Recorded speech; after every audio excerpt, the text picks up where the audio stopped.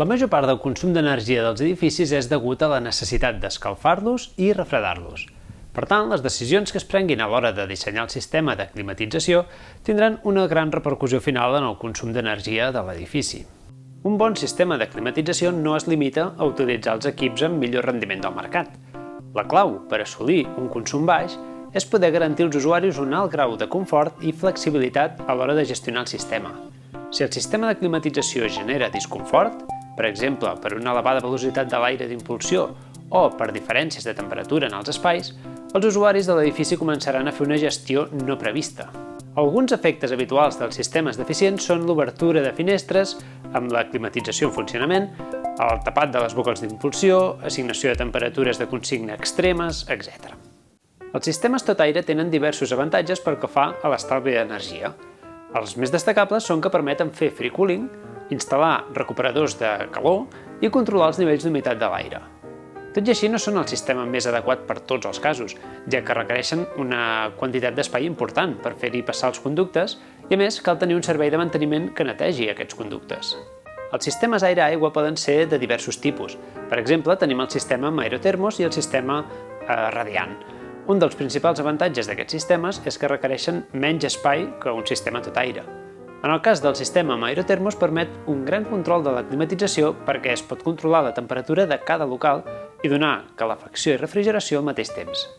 Els sistemes de terra i sostre radiant permeten donar una millor sensació de confort i, com que tenen una temperatura d'impulsió de l'aigua moderada, fan que el rendiment de la producció de l'aigua sigui millor.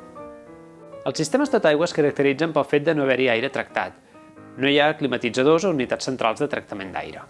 Avui en dia, tots els edificis nous han de tenir un sistema de ventilació forçada. Per tant, caldrà col·locar un sistema de ventilació que sigui independent.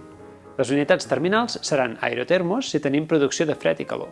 En cas que tan sols tinguem producció de calor, les unitats terminals poden ser radiadors convencionals o superfícies radiants. Aquests sistemes permeten fer un control zonificat fent servir vàlvules termostàtiques. Això sí, cal tenir una instal·lació de 2 tubs, de manera que a l'apagar un aparell no s'interrompi tot el sistema. Els sistemes d'expansió directa són força més simples que els altres sistemes esmentats fins ara.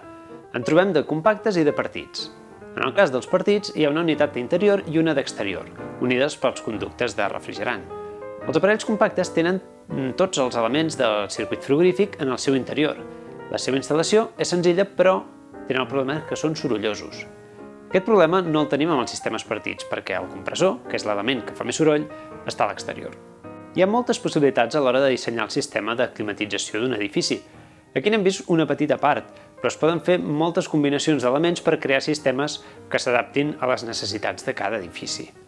La principal conclusió és que el rendiment, a l'hora de generar calor o fred, condicionarà el consum final, però hi ha altres factors a tenir en compte que també influiran molt en aquest consum.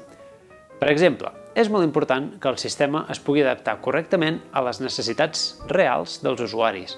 Així resulta més fàcil gestionar la climatització i es pot estalviar energia sense renunciar al confort. Consulta els impactes ambientals amb el sistema DAP-C.